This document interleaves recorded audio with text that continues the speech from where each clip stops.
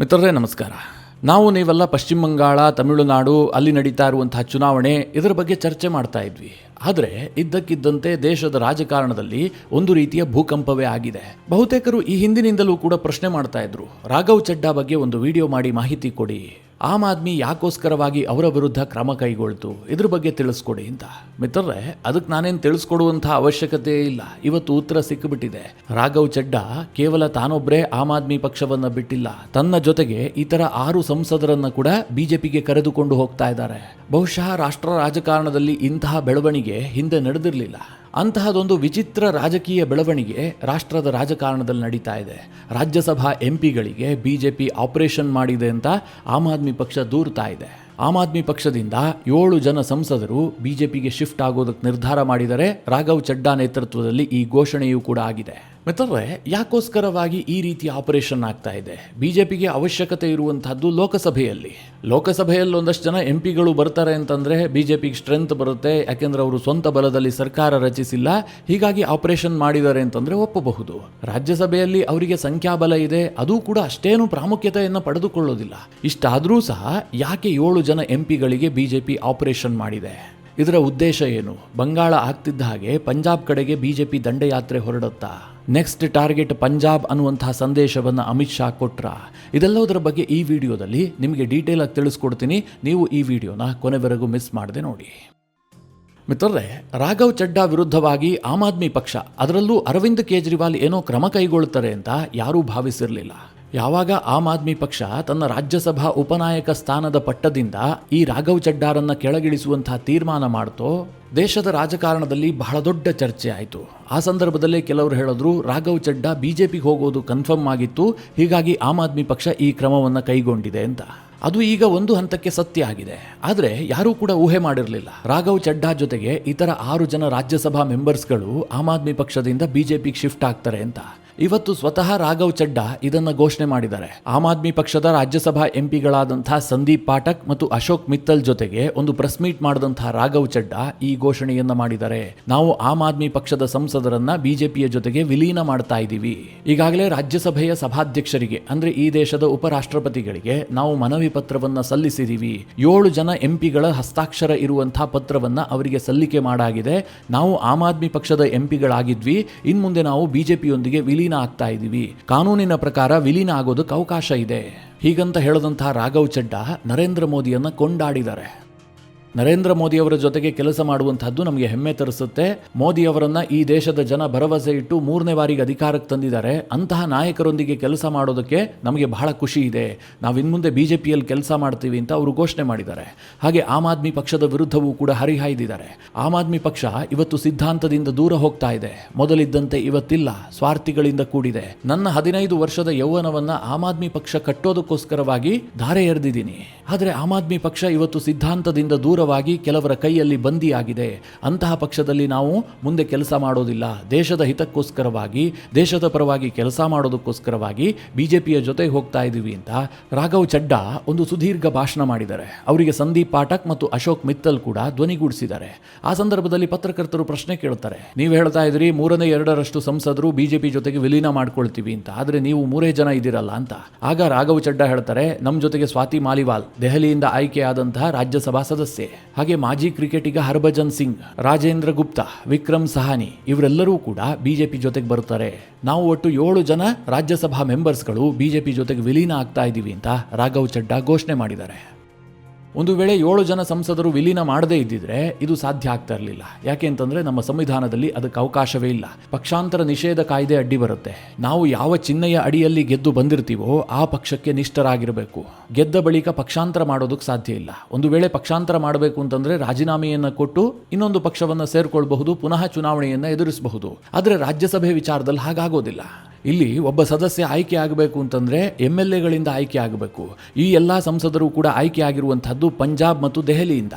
ಇಲ್ಲಿ ಪುನಃ ಆಯ್ಕೆ ಆಗಬೇಕು ಅಂತಂದ್ರೆ ಅಲ್ಲಿರುವಂತಹದ್ದು ಆಮ್ ಆದ್ಮಿ ಪಕ್ಷದ ಸರ್ಕಾರ, ಕಂಪ್ಲೀಟ್ ಹೋಲ್ಡ್ ಇರುವಂತಹದ್ದು ಆಮ್ ಆದ್ಮಿ ಪಕ್ಷಕ್ಕೆ. ಪಂಜಾಬ್ನಲ್ಲಿ ಆಮ್ ಆದ್ಮಿ ಪಕ್ಷದ 92 MLAಗಳಿದ್ದಾರೆ. ಅಲ್ಲಿ ನೀವು ಬಿಜೆಪಿ ಪಕ್ಷದಿಂದ ರಾಜ್ಯಸಭಾ ಸದಸ್ಯ ಆಗೋದಕ್ಕೆ ಹೇಗೆ ಸಾಧ್ಯ? ಅದಕ್ಕೋಸ್ಕರವಾಗಿ ಬಹಳ ಬುದ್ಧಿವಂತಿಕೆಯಿಂದ ರಾಘವ್ ಚಡ್ಡಾ ಸೇರಿ ಒಟ್ಟು 7 ಜನ ರಾಜ್ಯಸಭಾ ಸದಸ್ಯರನ್ನ ಬಿಜೆಪಿಯ ಜೊತೆಗೆ ವಿಲೀನ ಮಾಡೋದಕ್ಕೆ ನಿರ್ಧಾರ ಮಾಡಲಾಗಿದೆ. ಯಾವಾಗ 3/2 ಸದಸ್ಯರು ಇನ್ನೊಂದು ಪಕ್ಷಕ್ಕೆ ಜಾಯಿನ್ ಆಗ್ತಾರೋ ಅದನ್ನ ಪಕ್ಷಾಂತರ ಅಂತ ಹೇಳೋದಿಲ್ಲ, ಅದನ್ನ ವಿಲೀನ ಅಂತ ಹೇಳಲಾಗುತ್ತೆ. ಅದಕ್ಕೆ ಪಕ್ಷಾಂತರ ನಿಷೇಧ ಕಾಯ್ದೆ ಲಾಗೂ ಆಗೋದಿಲ್ಲ. ಸದ್ಯ ಮಿತ್ರರೇ, ರಾಘವ್ ಚಡ್ಡಾರ ಈ ತೀರ್ಮಾನ ಜೊತೆಗೆ ಇತರ ಸಂಸದರು ಬಿಜೆಪಿಗೆ ಹೋಗುವಂತಹದ್ದು ಆಮ್ ಆದ್ಮಿ ಪಕ್ಷಕ್ಕೆ ದೊಡ್ಡ ಶಾಕ್. ಆಮ್ ಆದ್ಮಿ ಪಕ್ಷಕ್ಕೆ ಇದರ ಊಹೆ ಇತ್ತೋ ಇಲ್ವೋ ನನಗಂತೂ ಗೊತ್ತಿಲ್ಲ. ರಾಘವ್ ಚಡ್ಡಾ ಪಕ್ಷಕ್ಕೆ ನಿಷ್ಠರಾಗಿಲ್ಲ, ಅವರು ಬಿಜೆಪಿಯ ಮೇಲೆ ಕಣ್ಣಿಟ್ಟಿದ್ದಾರೆ ಅಂತ ಅರವಿಂದ್ ಕೇಜ್ರಿವಾಲ್ ಸೂಕ್ಷ್ಮವಾಗಿ ಗ್ರಹಿಸಿದ್ರು. ಹೀಗಾಗಿ ಅವರನ್ನ ರಾಜ್ಯಸಭೆಯಲ್ಲಿ ಪಕ್ಷದ ಉಪನಾಯಕ ಸ್ಥಾನದಿಂದ ಕೆಳಗಿಳಿಸಲಾಗಿತ್ತು. ಆದರೆ ಈಗ 7 ಜನ ರಾಜ್ಯಸಭಾ ಮೆಂಬರ್ಸ್ಗಳು ಪಕ್ಷಾಂತರ ಮಾಡಿರುವಂತಹದ್ದು ಆಮ್ ಆದ್ಮಿ ಪಕ್ಷದ ಸ್ಟ್ರೆಂತ್ ಅನ್ನೇ ಕುಸಿಯುವಂತೆ ಮಾಡುತ್ತೆ. ಇದರಲ್ಲಿ ಇಂಟ್ರೆಸ್ಟಿಂಗ್ ವಿಚಾರ ಇನ್ನೊಂದಿದೆ. ಅದೇನು ಕೇಳಿದ್ರೆ, ಈ ಒಟ್ಟು 7 ಜನ ಎಂಪಿಗಳಿದಾರಲ್ಲ, ರಾಜೇಂದ್ರ ಗುಪ್ತಾ, ವಿಕ್ರಮ್ ಸಾಹಿನಿ, ಹರಿಭಜನ್ ಸಿಂಗ್, ಸ್ವಾತಿ ಮಾಲಿವಾಲ್, ರಾಘವ್ ಚಡ್ಡಾ, ಅಶೋಕ್ ಮಿತ್ತಲ್ ಮತ್ತು ಸಂದೀಪ್ ಪಾಠಕ್, ಈ ಪೈಕಿ 6 ಜನ ಸಂಸದರೇನಿದ್ದಾರೆ ಪಂಜಾಬ್ನಿಂದ ಆಯ್ಕೆ ಆದಂತವರು, ಅವರೆಲ್ಲರ ಅಧಿಕಾರಾವಧಿಯೂ ಕೂಡ 2028 ಏಪ್ರಿಲ್ ವರೆಗೂ ಕೂಡ ಇದೆ. ಸ್ವಾತಿ ಮಾಲಿವಾಲ್ ಅವರ ಅಧಿಕಾರಾವಧಿ 2030 ಕೂಡ ಇದೆ. ಅವರು ದೆಹಲಿಯಿಂದ ಆಯ್ಕೆ ಆದಂತವರು. ಇವ್ರು ಯಾರನ್ನೂ ಕೂಡ ಆಮ್ ಆದ್ಮಿ ಪಕ್ಷ ಈಗ ರೀಪ್ಲೇಸ್ ಮಾಡೋದಕ್ಕೆ ಸಾಧ್ಯ ಇಲ್ಲ. ಹೀಗಾಗಿ ರಾಜ್ಯಸಭೆಯಲ್ಲಿ ಆಮ್ ಆದ್ಮಿ ಪಕ್ಷದ ಸ್ಟ್ರೆಂತ್ ಬಹಳ ಪ್ರಮಾಣದಲ್ಲಿ ಕುಸಿಯುತ್ತೆ. ಇದನ್ನೆಲ್ಲ ಹೇಳಿದಾಗ ನಿಮಗೊಂದು ಪ್ರಶ್ನೆ ಬರಬಹುದು, ಹಾಗಾದ್ರೆ ಬಿಜೆಪಿ ಯಾಕೋಸ್ಕರವಾಗಿ ಇವರನ್ನ ಸೇರಿಸ್ಕೊಳ್ತಾ ಇದೆ? ಬಿಜೆಪಿಯ ಮುಂದಿನ ಗುರಿ ಏನು? ಈ ಪಕ್ಷಾಂತರದಿಂದ ಬಿಜೆಪಿಗೆ ಏನ್ ಲಾಭ ಆಗುತ್ತೆ ಅಂತ. ತೀರಾ ಸಿಂಪಲ್ ಆಗಿ ಹೇಳಬೇಕು ಅಂತಂದ್ರೆ, ರಾಜ್ಯಸಭೆಯಲ್ಲಿ 7 ಸಂಸದರು ಜಾಸ್ತಿ ಆಗ್ತಾರೆ. ಈಗಾಗಲೇ NDAಗೆ ರಾಜ್ಯಸಭೆಯಲ್ಲಿ 139 ಸದಸ್ಯ ಬಲ ಇದೆ. ಬಿಜೆಪಿಯಲ್ಲೇ 106 ಜನ ರಾಜ್ಯಸಭಾ ಮೆಂಬರ್ಸ್ಗಳಿದ್ದಾರೆ. ಬಿಜೆಪಿಯ ರಾಜ್ಯಸಭಾ ಮೆಂಬರ್ಸ್ಗಳ ಸಂಖ್ಯೆ 113ಕ್ಕೆ ಏರಿಕೆ ಆಗುತ್ತೆ. ಹಾಗೆ NDA ಸಂಖ್ಯೆ 146ಕ್ಕೆ ಏರಿಕೆ ಆಗುತ್ತೆ. ಯಾವುದಾದ್ರೂ ಕ್ರೂಷಿಯಲ್ ಬಿಲ್ಗಳನ್ನು ಅಂದರೆ 3/2 ಬಹುಮತ ಇರುವಂತಹ ಬಿಲ್ಗಳನ್ನು ರಾಜ್ಯಸಭೆಯಲ್ಲಿ ಪಾಸ್ ಮಾಡುವಂತಹ ಸಂದರ್ಭದಲ್ಲಿ ಬಿಜೆಪಿಗೆ ಸ್ವಲ್ಪ ಹೆಲ್ಪ್ ಆಗುತ್ತೆ. ಜಗನ್ಮೋಹನ್ ರೆಡ್ಡಿ, BJD ಈ ಪಕ್ಷದ ಎಲ್ಲ ಸಂಸದರನ್ನ ಸೇರಿಸ್ಕೊಂಡ್ರೆ ಆರಾಮವಾಗಿ ರಾಜ್ಯಸಭೆಯಲ್ಲಿ 3/2 ಬಹುಮತವನ್ನು ಬಿಜೆಪಿ ಸರ್ಕಾರ ಸಾಧಿಸಬಹುದು. INDIA ಕೂಟದ ಮುಲಾಜಿಗೊಳಗಾಗೋದು ಬೇಡ. ಮೊನ್ನೆ ತಾನೇ ಮಹಿಳಾ ಮೀಸಲಾತಿ ಬಿಲ್ ಲೋಕಸಭೆಯಲ್ಲಿ ಫೇಲ್ಯೂರ್ ಆಯ್ತಲ್ಲ, ಆ ಪರಿಸ್ಥಿತಿ ಮುಂದೆ ರಾಜ್ಯಸಭೆಯಲ್ಲಿ ಬರಲಿಕ್ಕಿಲ್ಲ. ಇದು ಬಿಜೆಪಿಗೆ ಮೇಲ್ನೋಟಕ್ಕೆ ಕಾಣುವಂತಹ ಲಾಭ. ಆದರೆ ಬಿಜೆಪಿಯ ನಿಜವಾದ ಗುರಿ ಏನು ಅನ್ನೋದನ್ನು ನೋಡೋದಾದ್ರೆ ಅದು ಪಂಜಾಬ್. ಈಗ ಪಶ್ಚಿಮ ಬಂಗಾಳ ಆಗ್ತಿದ್ದ ಹಾಗೆ ಬಿಜೆಪಿ ನೆಕ್ಸ್ಟ್ ಪಂಜಾಬ್ ಅನ್ನ ಟಾರ್ಗೆಟ್ ಮಾಡುತ್ತೆ ಎನ್ನುವಂಥದ್ದು ಕನ್ಫರ್ಮ್ ಆದಂತಹ ವಿಚಾರ. ಈ ದೇಶದಲ್ಲಿ ಬಿಜೆಪಿಗೆ ನೆಲೆ ಇಲ್ಲದಿರುವಂತಹ ರಾಜ್ಯಗಳಲ್ಲಿ ಪಂಜಾಬ್ ಕೂಡ ಒಂದು. ಏನೇ ಸರ್ಕಸ್ ಮಾಡಿದ್ರೂ ಕೂಡ ಪಂಜಾಬ್ನಲ್ಲಿ ಬಿಜೆಪಿಗೆ ಯಶಸ್ಸು ಸಿಕ್ಕಿಲ್ಲ. 2027 ಫೆಬ್ರವರಿ ತಿಂಗಳಿನಲ್ಲಿ ಪಂಜಾಬ್ನಲ್ಲಿ ವಿಧಾನಸಭಾ ಚುನಾವಣೆ ಬರುತ್ತೆ. ಕಳೆದ 2022 ಚುನಾವಣೆಯಲ್ಲಿ ಭಾರೀ ನಿರೀಕ್ಷೆ ಮೂಡಿಸಿದ್ದಂತಹ ಆಮ್ ಆದ್ಮಿ ಪಕ್ಷ ಅಧಿಕಾರದಲ್ಲಿ ಟೋಟಲಿ ಫೇಲ್ಯೂರ್ ಆಗಿಬಿಟ್ಟಿದೆ. ಜನ ಅದರ ವಿರುದ್ಧವಾಗಿ ಆಕ್ರೋಶಿತರಾಗಿದ್ದಾರೆ. ಪಂಜಾಬ್ನಲ್ಲಿ ಕಾಂಗ್ರೆಸ್ ಕೂಡ ಭದ್ರವಾಗಿದೆ. ಇದರ ಮಧ್ಯದಲ್ಲಿ ಬಿಜೆಪಿ ಪಕ್ಷ ಎಮರ್ಜ್ ಆಗಬೇಕು ಅಂತಂದ್ರೆ ಸ್ವಲ್ಪ ಕಷ್ಟ ಸಾಧ್ಯವಾಗುತ್ತೆ. ಪಂಜಾಬ್ನಲ್ಲಿ ಬಿಜೆಪಿಗೆ ದೊಡ್ಡ ಮುಖಗಳೇ ಇಲ್ಲ. ಹೀಗಾಗಿ ಈ ಆಪರೇಷನ್ ನಡೆದಿದೆ ಅಂತ ಸದ್ಯಕ್ಕೆ ವಿಶ್ಲೇಷಣೆ ಮಾಡಲಾಗ್ತಾ ಇದೆ. ಮುಂದೆ ಗೊತ್ತಾಗಬೇಕು ಇದರಿಂದ ಲಾಭ ಆಗುತ್ತಾ ಅಥವಾ ನಷ್ಟ ಆಗುತ್ತಾ ಅಂತ. ವೈಯಕ್ತಿಕ ಅಭಿಪ್ರಾಯ ಹೇಳೋದಾದ್ರೆ ಇವರಿಂದ ಏನೋ ಬಿಜೆಪಿಗೆ ಲಾಭ ಆಗುತ್ತೆ ಅಂತ ನನಗಂತೂ ಅನ್ಸೋದಿಲ್ಲ. ರಾಘವ್ ಚಡ್ಡಾ ನೋಡೋದಕ್ಕೆ ಚೆನ್ನಾಗಿರಬಹುದು, ಸಿನಿಮಾ ನಟಿಯನ್ನ ಕೂಡ ಮದುವೆ ಆಗಿರಬಹುದು, ಆದರೆ ಈತ ನಂಬಿಕೆಗೇನು ಯೋಗ್ಯ ಅಂತ ಅನಿಸೋದೇ ಇಲ್ಲ. ಯಾಕೆ ಕೇಳಿದ್ರೆ ಆಮ್ ಆದ್ಮಿ ಪಕ್ಷದಲ್ಲಿ ಈತ ನೆಲೆ ಕಂಡುಕೊಂಡಿದ್ದೇ ಕೇಜ್ರಿವಾಲ್ಗೆ ಹತ್ರ ಆಗುವ ಮೂಲಕ. ಕೇಜ್ರಿವಾಲ್ಗೆ ಈ ರಾಘವ್ ಚಡ್ಡಾ ಹೇಗೆ ಹತ್ರ ಆಗಿದ್ದು ಕೇಳಿದ್ರೆ, ಈತ ವೃತ್ತಿಯಲ್ಲಿ ಚಾರ್ಟರ್ಡ್ ಅಕೌಂಟೆಂಟ್. ಈ ಕೇಜ್ರಿವಾಲ್ ಆಮ್ ಆದ್ಮಿ ಪಕ್ಷವನ್ನ ಕಟ್ತಾರಲ್ಲ, ಆ ಸಂದರ್ಭದಲ್ಲಿ ಹಣವನ್ನ ನಿರ್ವಹಣೆ ಮಾಡೋದಕ್ಕೋಸ್ಕರವಾಗಿ ಒಬ್ಬ ಸೂಕ್ತ ನಂಬಿಕಸ್ಥ ವ್ಯಕ್ತಿ ಬೇಕಾಗಿರುತ್ತೆ. ಆಗ ಕಣ್ಣಿಗೆ ಬಿದ್ದಿದ್ದೇ ಈ ರಾಘವ್ ಚಡ್ಡಾ. ಆಮ್ ಆದ್ಮಿ ಪಕ್ಷದ A to Z ಡಾಕ್ಯುಮೆಂಟ್ ಈ ಮನುಷ್ಯನ ಕೈಲಿದೆ.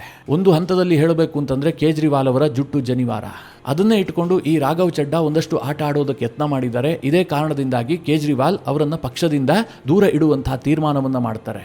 ರಾಘವ್ ಚಡ್ಡಾ ಆಮ್ ಆದ್ಮಿಗೆ ಕೈಕೊಟ್ಟು ಮುಂದಿನ ಭವಿಷ್ಯವನ್ನ ಬಿಜೆಪಿಯಲ್ಲಿ ರೂಪಿಸಿಕೊಳ್ಳೋದಕ್ಕೆ ಎಲ್ಲಾ ರೀತಿಯಲ್ಲೂ ಮೊದಲೇ ಸಿದ್ಧರಾದಂತೆ ಕಂಡು ಬರ್ತಾ ಇತ್ತು. ಈ ಆಮ್ ಆದ್ಮಿ ಪಕ್ಷ ರಾಘವ್ ಚಡ್ಡಾ ವಿರುದ್ಧ ಕ್ರಮ ಕೈಗೊಳ್ತಲ್ಲ, ಆ ಸಂದರ್ಭದಲ್ಲಿ ದೇಶಾದ್ಯಂತ ಸೋಷಿಯಲ್ ಮೀಡಿಯಾದಲ್ಲಿ ಭಾರಿ ಚರ್ಚೆ ಆಯಿತು.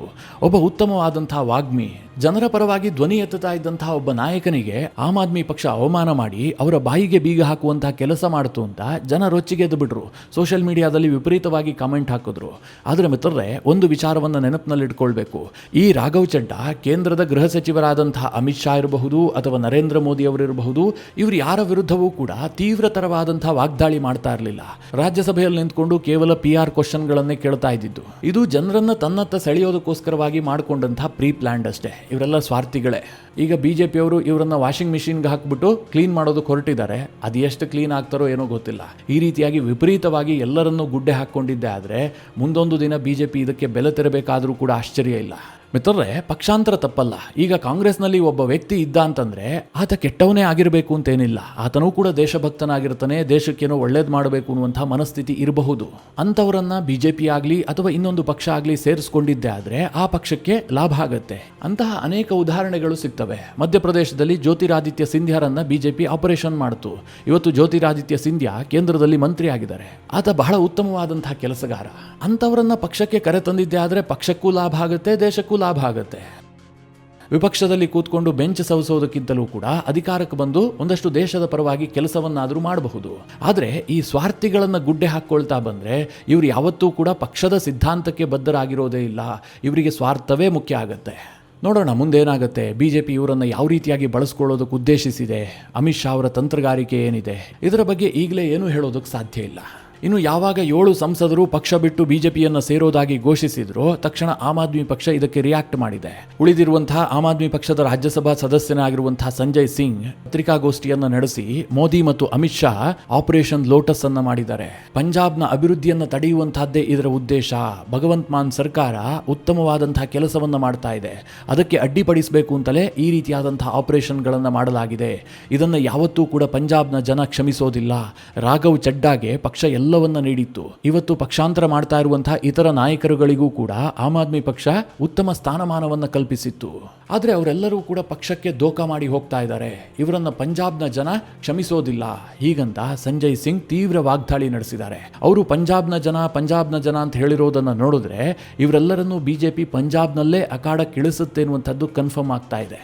ಹೀಗಾಗಿ ಬಂಗಾಳ ಇಷ್ಟು ದಿನ ಹೇಗೆ ಸದ್ದು ಮಾಡ್ತಾ ಇತ್ತೋ ಮುಂದಿನ ಕೆಲ ತಿಂಗಳುಗಳ ಕಾಲ ಪಂಜಾಬ್ ಹೆಚ್ಚು ಸದ್ದು ಮಾಡುವಂಥ ಸಾಧ್ಯತೆಗಳಿದ್ದಾವೆ. ಅದರ ಸೂಚನೆ ಈಗಾಗಲೇ ಸಿಗ್ತಾ ಇದೆ. ಮಿತ್ರರೇ, ಈ ರಾಜಕೀಯ ಬೆಳವಣಿಗೆಗಳ ಕುರಿತಾಗಿ ನಿಮ್ಮ ಅನಿಸಿಕೆ ಅಭಿಪ್ರಾಯಗಳೇನು? ಕಮೆಂಟ್ ಮಾಡುವ ಮೂಲಕ ನಮಗೆ ತಿಳಿಸಿ. ಹಾಗೆ ನಿಮಗೆ ಈ ವಿಡಿಯೋ ಇಷ್ಟವಾದರೆ ಲೈಕ್ ಮಾಡಿ. ಜೊತೆಗೆ ನೀವಿನ್ನೂ ನಿಮ್ಮ ನೆಚ್ಚಿನ ಸಂಸ್ಕಾರ ಸೌರಭ ಯೂಟ್ಯೂಬ್ ಚಾನಲ್ನ ಸಬ್ಸ್ಕ್ರೈಬ್ ಮಾಡಿಲ್ಲ ಅಂತಾದರೆ ಈ ಕೂಡಲೇ ಸಬ್ಸ್ಕ್ರೈಬ್ ಮಾಡಿ. ಮುಂದಿನ ಎಲ್ಲ ಅಪ್ಡೇಟ್ಗಳ ನೋಟಿಫಿಕೇಷನ್ಗಾಗಿ ಬೆಲ್ ಐಕಾನ್ ಒತ್ತಿ.